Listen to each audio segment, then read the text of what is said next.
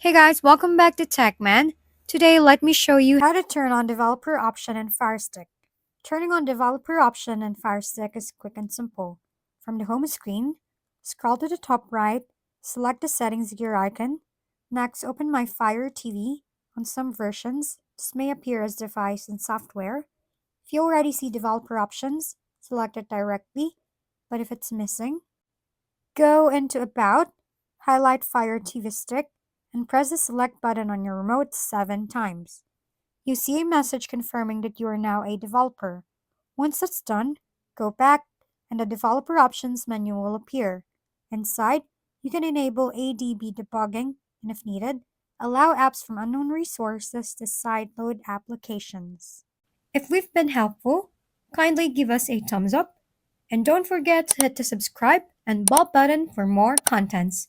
For any questions and suggestions, comment down below.